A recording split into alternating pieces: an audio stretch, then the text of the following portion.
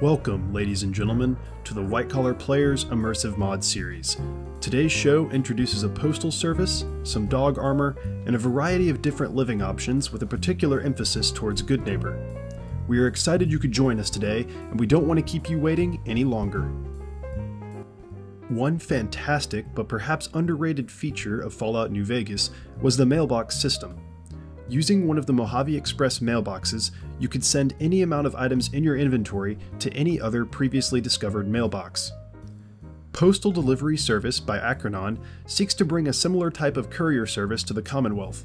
To make use of this new delivery system, you first need to build a receiving mailbox, which looks like the mailboxes you see in Sanctuary in any settlement. You can then send a package to this mailbox from any of the blue Commonwealth mailboxes which you can find around the map.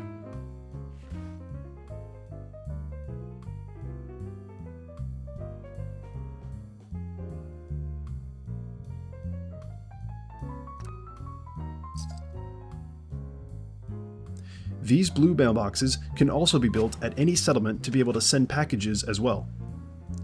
To send a package, simply activate one of the send mailboxes and drop in the items you want to mail, then press tab to close the menu like normal. A second menu will then open, which lets you pick which settlement to send the package to.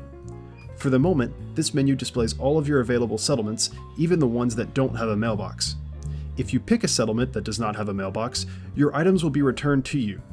However, choosing a settlement with a mailbox will then open a menu that shows the price of sending your package. You can then cancel, which will return your items to you, or you can accept, which will transport the package by a courier to the settlement that you selected and can be picked up at your convenience in the receiving mailbox. There is a settings holotape included with the mod, which allows you to adjust the immersion level. However, due to some issues we were having, we decided to leave it at immersion level 0, but simply use the mod in an immersive manner.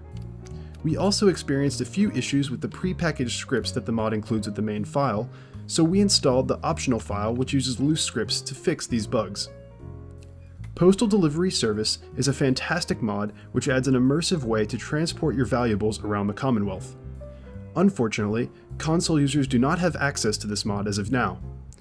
Great work by Akarnan for restoring a great mechanic which fosters immersive exploration and adds more value to your settlements.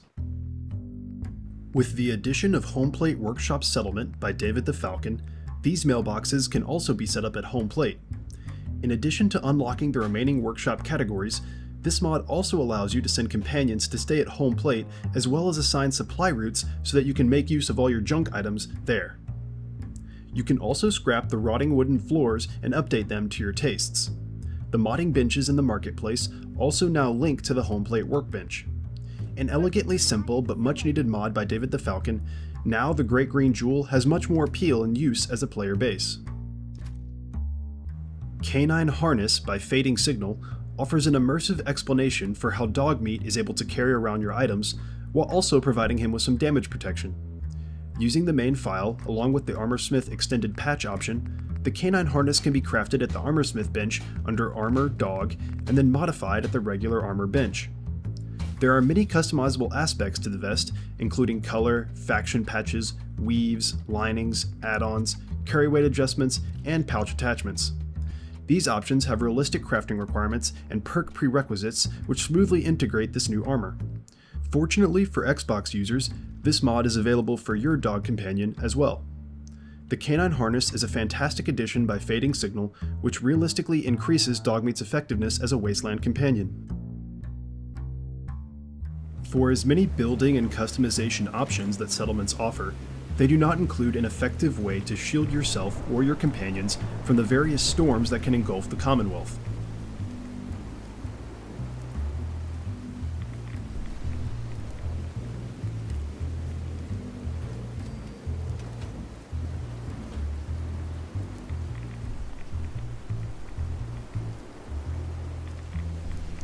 Once again, Fading-Signal has a remedy. Basement Living adds 10 craftable bunkers which can be built in any settlement. These also function similar to Homeplate in that most everything inside can be scrapped and you can decorate the bunker how you see fit. These underground rooms shield you and your companion from the outside elements while providing a safe space for storage, crafting, and resting. These basements are linked to the workbench of whatever settlement they are built in, which is convenient for using the junk components and transferring other items. The 10 variations of these bunkers are Root Cellar, Interrogation Cave, Fallout Shelter,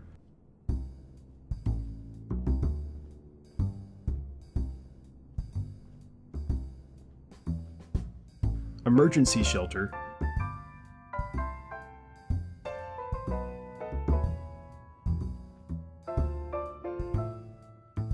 Military Bunker Epsilon,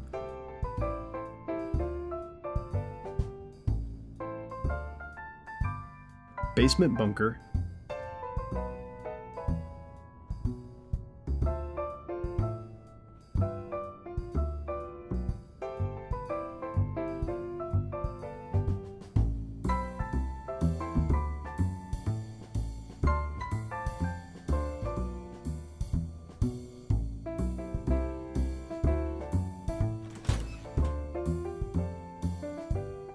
Backyard Bomb Shelter,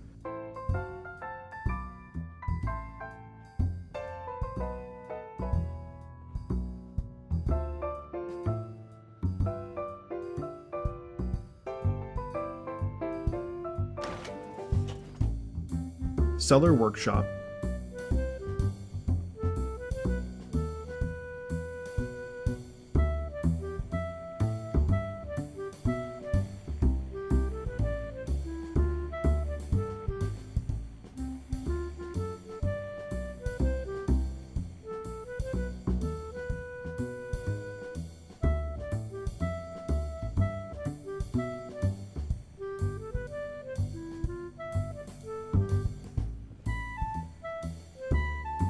Sewer Garage,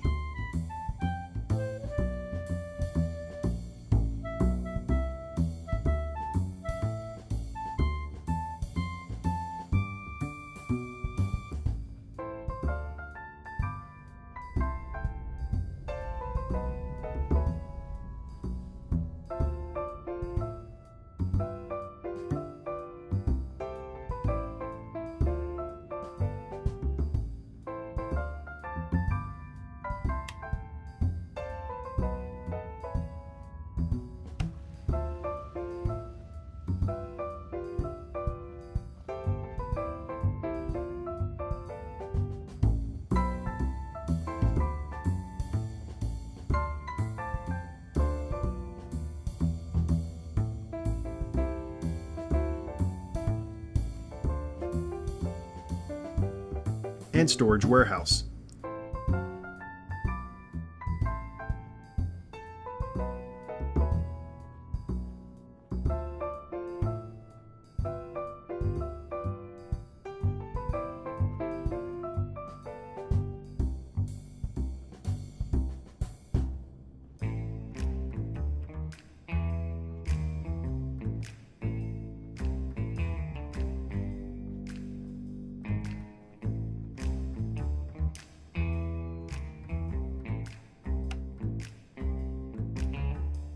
Each of these shelters have the same crafting requirements, which we feel is a bit cheaty, so we will be adjusting them to reflect more realistic requirements for our game. It is important to note that there is only one instance of these bunkers, which means that there can only be one door that leads to them. Therefore, if you build the root cellar at the Red Rocket and then try to build it again at County Crossing, you will receive a warning that the door has moved to this new location, which means you can no longer use the door you built at the Red Rocket. Therefore, it is best to think of these shelters as a one-time use item, meaning that once you build one, you can no longer build it anywhere else until you scrap the original location. Currently, this mod is not available on Xbox, but the author hopes to change that in a later version. Basement Living is a fantastic addition by Fading Signal, which adds a realistic way to create shelters from the Commonwealth's frequent storms. Goodneighbor is one of the few already settled areas of the Commonwealth which offers refuge from the perils of the wasteland. However, it has no viable options for permanent player housing, despite the fact that it is one of the most entertaining places to visit. These next few mods try to rectify that issue, and the ones we have selected can all be used together to give the sole survivor many options to choose from when apartment shopping in Hancock's town. Recently, Cleo and Daisy finished cleaning out a section of the apartment building adjacent to their shops. Since they have no use for this extra space, Clio has put it up for sale. Goodneighbor Player House by Quaz30 gives the player a medium-sized blank area to decorate in, much like Homeplate.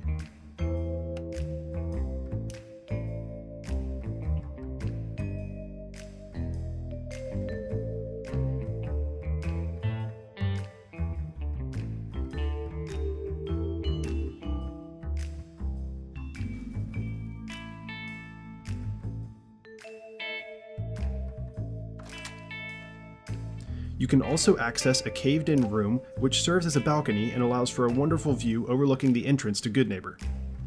The only issue currently is that the windows of the interior of the building do not match the exterior, but we can overlook this issue, chalking it up to shutters making the exterior look slightly different. We should mention that as is, this home is open without the need for purchasing a key, but we will be changing that for our game so that you need to purchase the key from Clio. Sadly, this apartment is not available for console players at the moment. Nonetheless, this is a great work by Quaz30 that gives the player an immersive apartment within this bustling town. After many years, Rufus finally got the elevator out behind the memory den up and running. The penthouse that it gives access to has since been cleaned and is ready for a new owner. Goodneighbor Apartment-Calarand also offers a blank building space for the sole survivor to decorate as they see fit. However, it includes more unique features in that the windows actually offer views of what is going on in the streets below. The balcony is also a buildable area and offers an amazing view of the interior of Goodneighbor. The workbench in here functions similar to the vanilla Homeplate one in that it has a restricted amount of building categories. The living area also is not completely shielded from radiation storms, likely because of its mostly glass construction, but with fog condensers this problem can be somewhat mitigated. One other unique feature is that this mod also adds neighbors next to the hotel which you can see from your balcony, the street, or inside your apartment. Once again, this mod does not include an initial purchase price for access, but we will add a key that must be purchased from Rufus. This apartment is also not available for consoles. Fantastic work by Calarand, this apartment is a great immersive option for a moderately wealthy player looking to settle in Goodneighbor.